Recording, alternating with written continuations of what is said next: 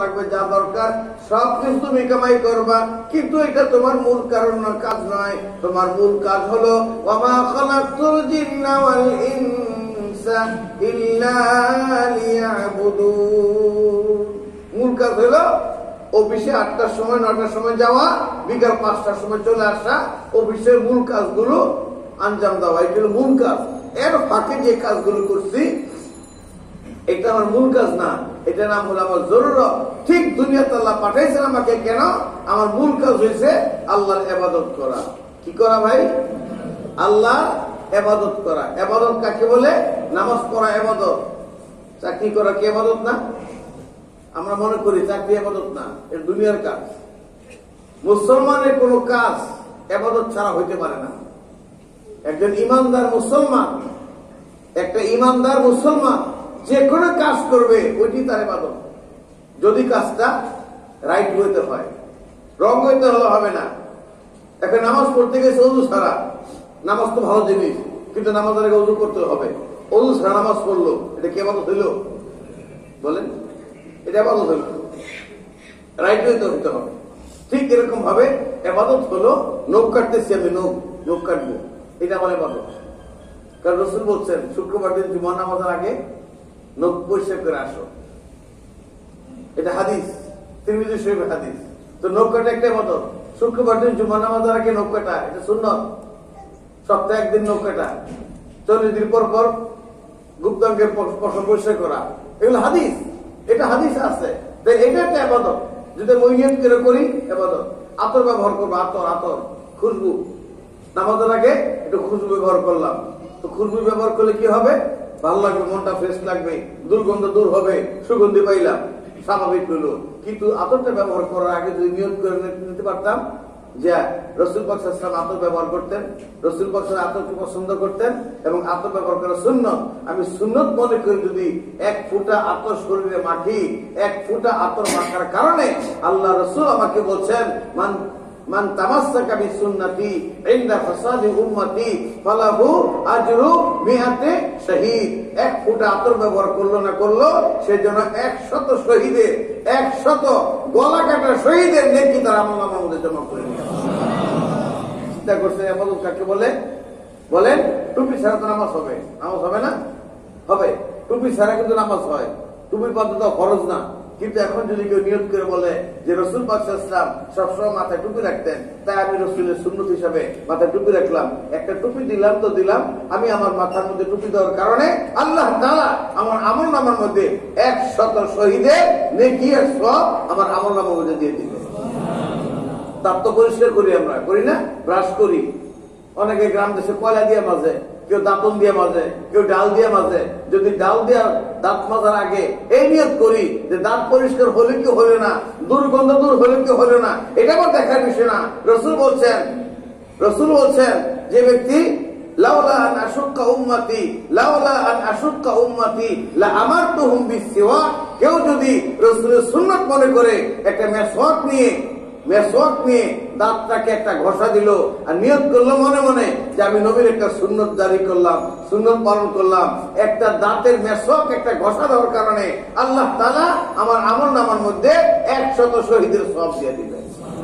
পাগড়ি একটা বানলাম মাথার মধ্যে, অসুবিধা কি? একটা পাগড়ি মানলাম, একটা কাপড়ের টুকরা পেঁচায় রাখলাম। কেন?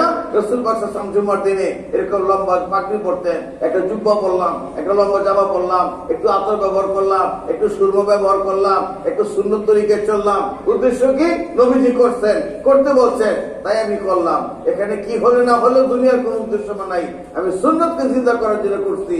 সামান্য আমল করব, আমি খানা খাইতে যাব, খাওয়ার সময় আমি বসে বসে চিন্তা করলাম যে নবীজি খাইছে, আমিও খাইতেছি, তো আমার খাওয়াটা যদি নবীর মতো হয়ে যায়, নবী কাটা নবী দিয়ে খাইতো না, নবী জাদা দিয়ে খাইতো না, নবীজি দাঁড়ায় দাঁড়ায় খাইতো না, নবী ইহুদি নাসার তরিকার মতো খাইতো না।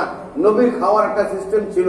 নবী ঘুমাইতে গেছেন, নবী কেমনে ঘুমাইছে, নবী খানা খাইছে, নবী পেশাব পায়খানা করছে, নবী তার জরুরত পুরা করছে।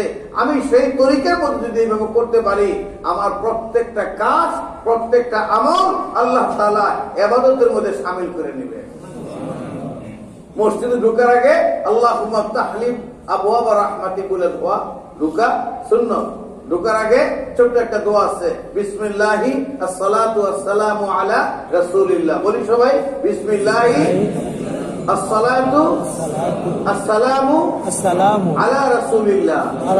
আল্লাহুম্মা ইফতাহলি আবওয়াব রাহমাতিক। এই দোয়াটা পড়ে মসজিদে ঢুকলাম, বের হওয়ার সময় এইরকম দোয়া আছে, বিসমিল্লাহি আসসালাতু আসসালামু আলা রাসূলিল্লাহ আল্লাহুম্মা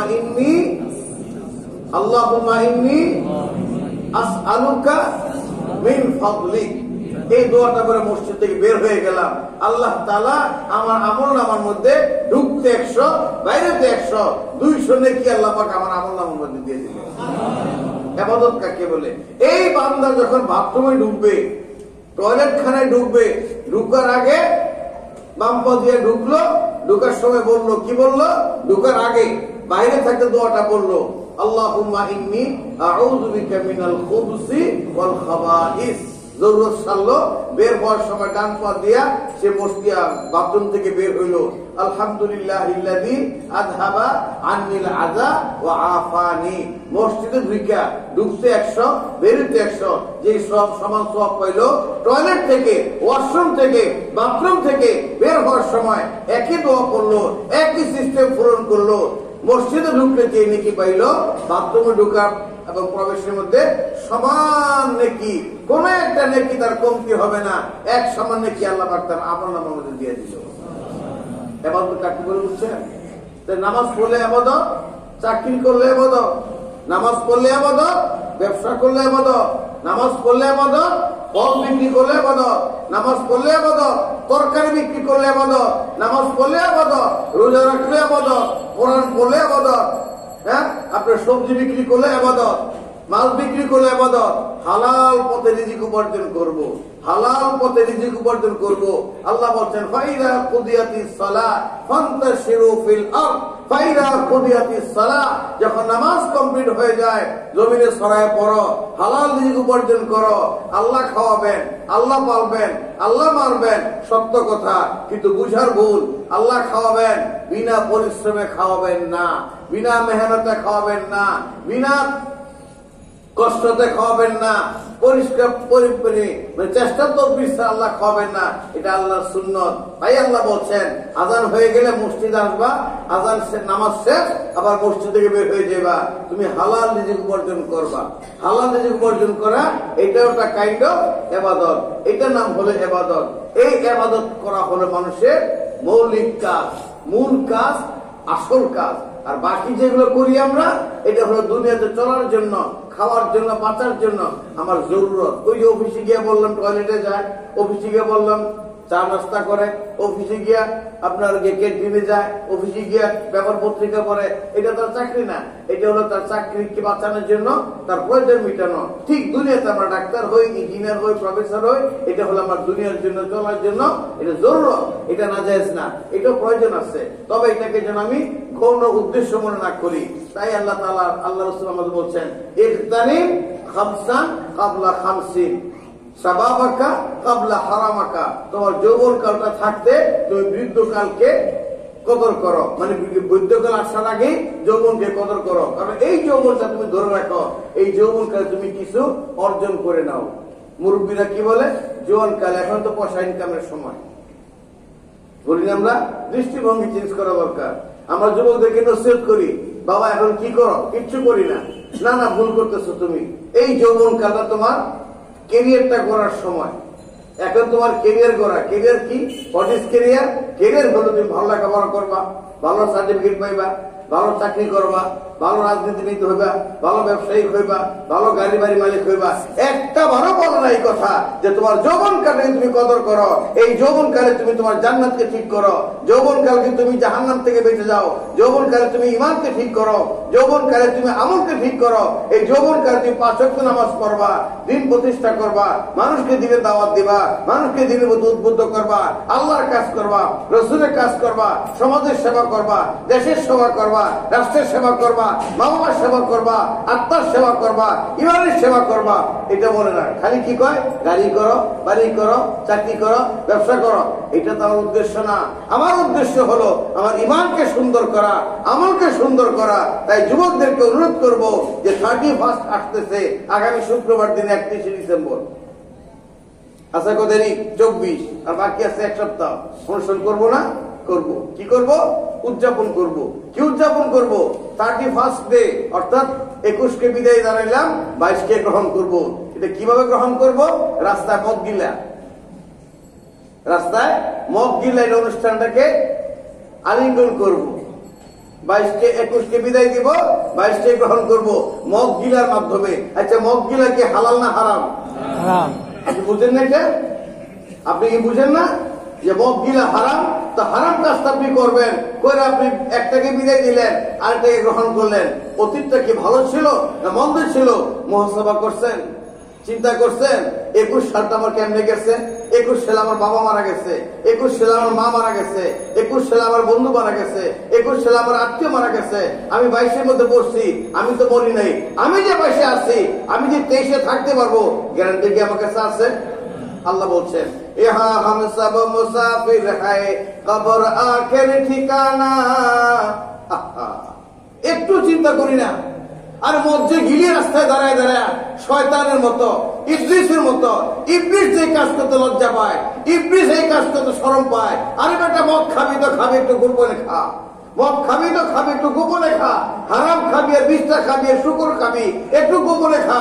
প্রকাশ্যে রাজপথে ভিডিও করে ক্যামেরার মাধ্যমে হাজার লক্ষ মানুষকে সারা পৃথিবীকে দেখাই দিয়া মদ গিলতেছে নারী পুরুষ একসাথে। এটা নাম হলো আধুনিকতা, এটা নাম হলো সভ্যতা, এটা নাম হলো ভদ্রতা। আমরা এই সভ্যতাকে বিশ্বাস করি?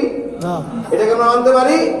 আমি তো করি না হুজুর, আমি 5 ওয়াক্ত নামাজ পড়ি, আমি হজ করে এসেছি, আমি এগুলো ধারে কাছে যাই না, কিন্তু বান্ডিল একটা বাবার ছেলে দিয়ে রাখছি।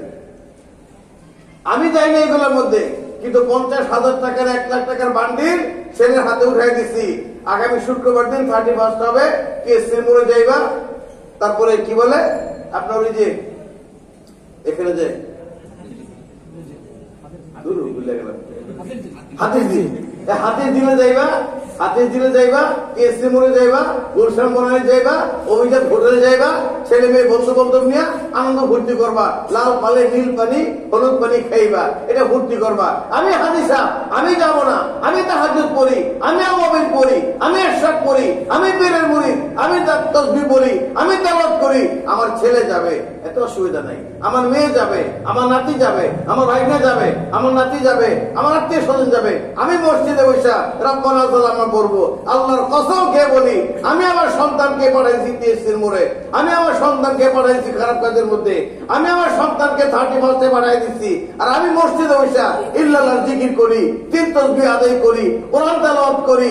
আল্লাহর কসম, আমার এই তেলাওয়াত, আমার এই আমল, আমার এই তাসবিহ আল্লাহ তাআলা দরবারে ফেরেশতারা বলে, এই বেয়াদব, অসভ্য, তোর তাসবিহ তোর কাছে থাক, তোর ইবাদত আল্লাহর জন্য, আল্লাহ তোর ইবাদতের জন্য আল্লাহ মুহতাজ না।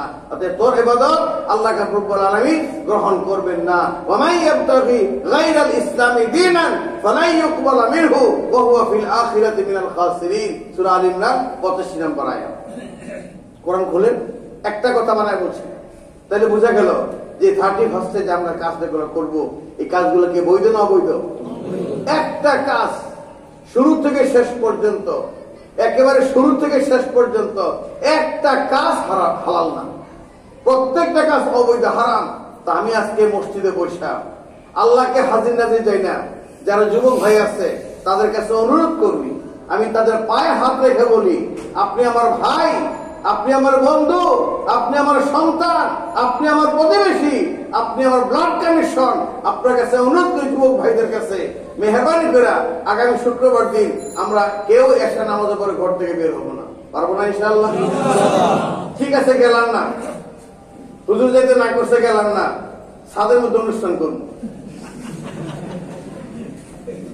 আছে কিনা? ঠিক আছে, হুজুর যাইতে না করছে গেলে কোন হইব, ছাদের মধ্যে বোম লয়ে 5,000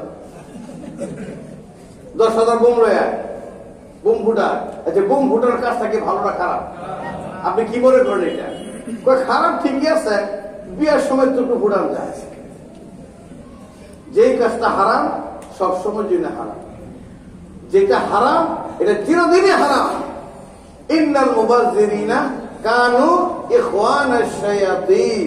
আপনারা কি আমার কথা বেদর হইতেছেন? বেদর হইতেছেন? এটা বলা আমার দায়িত্ব। আমি বলছি, সতর্ক করতেছি আপনাকে সতর্ক করতেছি। আপনি কোথায় আছেন, আমি কোথায় আছি?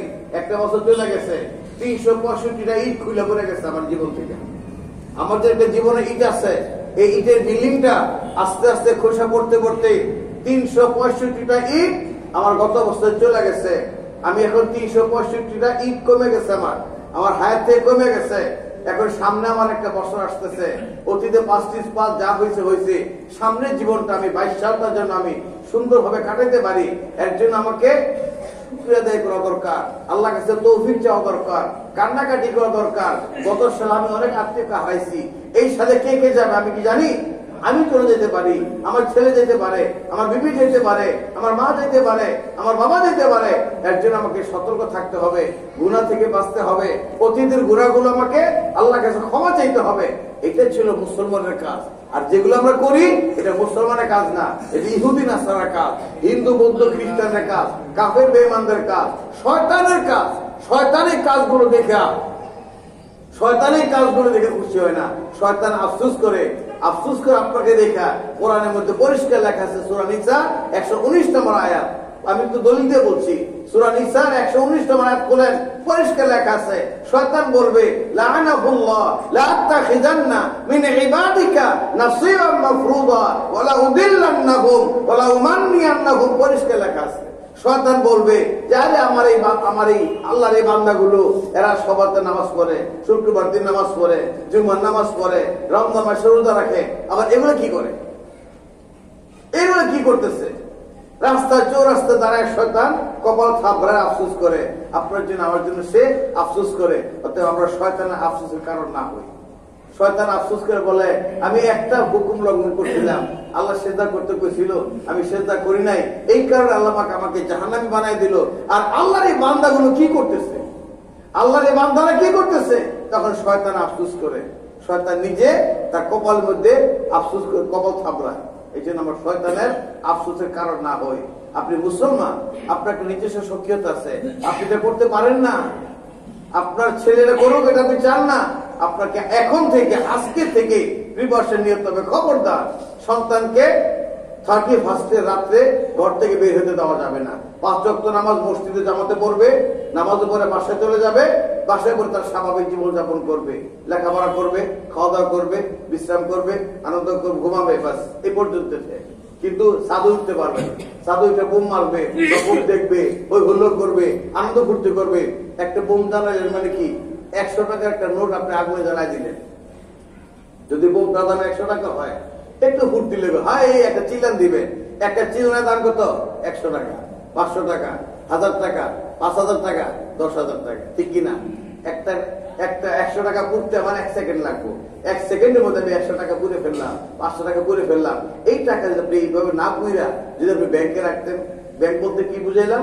ওয়ানফিকু মিম্মা রাযাকনাকুম মিন ক্বাবলি আন ইয়াতিয়া আহাদাকুমুল মাউত। এই 100 টাকা আপনি এটা ব্যাংকে ডিপোজিট করতেন, অর্থাৎ মসজিদে দান করতেন, মাদ্রাসায় দিতেন, অসহায় দিনকে দিতেন, গরিবকে দিতেন, আল্লাহর সন্তুষ্টির জন্য 100 টাকা আপনি খরচ করতেন। এই টাকাটা আপনার ব্যাংকে জমা থাকতো, মৃত্যুর পরে এই টাকাটা আপনার কাজে লাগতো। আর বুম ফুটাই দিলেন, 100 টাকা নষ্ট হয়ে গেল, এবং আপনার আমল নামা কি লেখা হইল? ইন্নাল মুবাজ্জিরিনা কানু ইখওয়ানাশ শায়াতিন। বাজি ফুটানো যে পয়সা উপার্জন করলো, এই জন্য আল্লাহ পাক বলছেন যে পয়সা উপার্জন করলো, যে বাজি ফুটাইলো, যে টাকা খরচ করলো, সে হলো কি? শয়তানের ভাই। এটা আমি বলছি, আল্লাহ বলছেন। কোন জায়গায় আছে এটা? 15 নম্বর পারা সূরা বনী ইসরাঈলের শুরু আয়াতে আছে, ইন্নাল মুবাজ্জিরিনা, অপচয়কারী শয়তানের ভাই। ফুর্তি করবো না, এটা না ফুর্তি না, এটা না ফুর্তি না। আপনি ফুর্তি করেন, বাসায় পোলাও রান্না করেন, বাসায় বিরিয়ানি রান্না করেন, বাসায় দোয়া অনুষ্ঠান করেন, বাসায় কোরআন তেলাওয়াত করেন, বাসায় আপনি ইসলামী সঙ্গীত গান, বাসায় আপনি আরো যা আছে হালাল মতো এগুলো করেন, নিষেধ নাই তো। কিন্তু আপনি সাধু উঠা ল্যাংড়ে নাচবেন, মদ খাইবেন, জিনা করবেন, পাপিশ কাজ করবেন, হারাম কাজ করবেন, এটা তো ফুর্তি না, এটা তো আনন্দ না। ইসলাম আনন্দ আছে, এই আনন্দ ইসলাম অ্যাকসেপ্ট করে না। যে আনন্দ দ্বারা গুনাহ হয়, পাপ হয়, এটা নাম আনন্দ না। অতএব 31 আমরা এই সমস্ত উদযাপন করবো না। ওয়াদা করলাম তো সবাই ইনশাআল্লাহ। আমি তো করবোই না, আমার ছেলেকে করতে দিব না, আমার মেয়েকে করতে দিব না। আমার নিয়ন্ত্রণে যারা আছে সামাজিক ভাবে আমরা এটা বয়কট করব। সামাজিক ভাবে আমি সমাজের নেতা, আমি সমাজের মাতাবর, আমি সমাজকে ডমিনেট করি, আমি সমাজের হিসাবে আল্লাহ রাব্বুল আলামিন, আল্লাহর হাদিস, আল্লাহ হাবিব বুখারী হাদিসের মধ্যে 883 নম্বর হাদিস, বুখারী শরীফের 883 নম্বর হাদিস পরিষ্কার লেখা আছে, আলা কুল্লুকুম রাঈন ওয়া কুল্লুকুম মাসউলুন আন রাইয়াতিহি। তুমি সমাজের মাতাবর, তুমি সমাজের কর্তা, তুমি সমাজের দায়িত্বশীল, তুমি সমাজের মাতবরি করো, বিচার আচার করো, সমাজ চালাও। অতএব তোমার সমাজে কোনো অন্যায় হয়, কিয়ামতের ময়দানে আল্লাহ তাআলা তোমাকে হাসরের ময়দানে জিজ্ঞেস করবে, তোমার সমাজের মধ্যে অন্যায় কাজ হয়েছিল, তোমার সমাজের মধ্যে পাপ কাজ হয়েছিল, তোমার সমাজের মধ্যে 31 অনুষ্ঠান হয়েছিল, তোমার সমাজের মধ্যে বোম ফুটাইছিল, তোমার সমাজের মধ্যে মক্তারি হয়েছিল, তোমার সমাজের যুবকরা এই কাজ করছিল, তুমি কি প্রতিহত নিচ্ছ, কি ব্যবস্থা নিচ্ছ? আমি চেষ্টা করছি, পারি নাই। চেষ্টা করছি, আল্লাহ পাক মাফ করে দিবেন। চেষ্টা করি নাই, কান দিই নাই, ওটা যার যারটা করুক, ওটা ব্যক্তিগত ব্যাপার, এখানে আমার হাত দেওয়া ঠিক না। না না, এটা ইসলাম এরকম বলে নাই। ইসলাম কি বলছে? মান রাআ মিনকুম মুনকারান। ইসলাম বলছে মান রাআ মিনকুম মুনকারান ফালিয়ুগাইয়িরহু বিয়াদি ফাইন লাম ইস্তাতি ফাবিলিসানি ওয়া ইন লাম ইস্তাতি ফাবিকলবি ওয়া যালিকা আযাফুল ঈমান। একটা অন্যায় কাজ হইলে প্রথমে হাতে বাধা দাও, এই খবর এটা করতে পারবে না, এই সমাজে হবে না, এই সমাজ থেকে বাইরে গিয়ে তুমি কোথাও করো, এখানে করতে পারবে না। আমার বাসায় ভাড়া থেকে বোম ফুটাইবা, আমার বাসায় চলবে না। এটা বাড়ির মালিক ভাড়াটিয়াকে কিভাবে দিবে? বাড়ির মালিক ভাড়াটিয়াকে বলবে যে আমার বাসায় ভাড়া থাকতে হলে গান বাজনা হবে না, আমার বাসায় ভাড়া থাকতে হলে মদতারি চলবে না, আমার বাসায় ভাড়া থাকতে হলে আতশবাজি চলবে না। ভাড়াটিয়ার দায়িত্ব, বাড়িওয়ালার দায়িত্ব ভাড়াটিয়াকে কন্ট্রোল করা। যদি কোনো ভাড়াটিয়া মনে করে আমার পয়সা দরকার, পয়সা পাইতেছি, সে তার দায়িত্ব থেকে দায়িত্ব সে ঠিক মতো পালন করলো না। এই দায়িত্ব ঠিক মতো পালন না করার কারণে আমাদের খেয়ানত করলো। আর যে ব্যক্তি আমাদের খেয়ানত করলো, আল্লাহ পাক বলছেন ये अमानत जिसको तू समझा फकत बच्चों का खेल सख्त जिम्मेदारियों की आहने जिंजीर है। অতএব আমরা আমাদের যৌবনকে ধরে রাখবো, যৌবনকালে কোনো গুনাহ করবো না, যৌবনকালে কোনো পাপ করবো না। বৃদ্ধ হওয়ার আগে, মাজুর হওয়ার আগে, বৃদ্ধ হওয়ার আগে আমি আমার যৌবনকে কি করব? ধরে রাখবো। যৌবনের কাল যেন আমার দ্বারা কোনো গুনাহ, কোনো পাপ না হয়। আর আমার জীবনের লক্ষ্য থাকবে কি? জান্নাত। আমার জীবন লক্ষ্য কি? দুইটা। আমার জীবন টার্গেট হলো মাত্র দুইটা, তিনটা না, দুইটা। এক নাম্বার আমি জান্নাত পাই, জান্নাত চাই, আমি জাহান্নাম থেকে বাঁচতে চাই। আমার তোর জীবনের টার্গেট কি?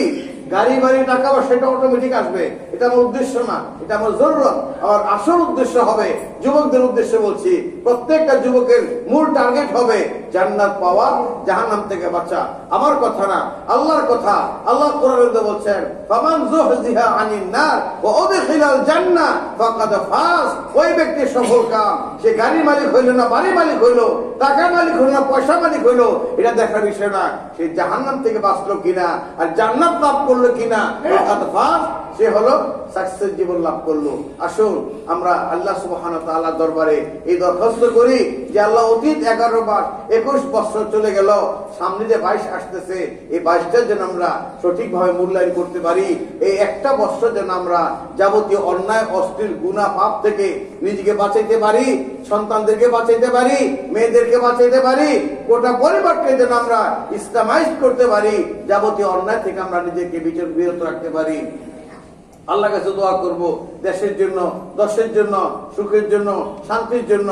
আল্লাহ তাআলার কাছে দোয়া করব এই স্বাধীন সার্বভৌমত্ব দেশের জন্য দোয়া করব, যেন আল্লাহ তাআলা এই সুজলা সুফলা শস্য শ্যামলা সোনার বাংলাদেশের স্বাধীনতার সার্বভৌমত্বকে যেন আল্লাহ পাক রব্বুল আলামিন টিকায় রাখেন এবং সুন্দর, সুখী, সমৃদ্ধশালী আমরা দেশ গড়তে পারি, সমাজ গড়তে পারি, পরিবার গড়তে পারি, নিজে ঠিক থাকতে পারি, গোটা সমাজকে সুন্দর রাখতে পারি। আল্লাহ তাআলা আমাদেরকে সেই তৌফিক দান করুন। সত্য যখন আসবে, মিথ্যা চলে যাবে।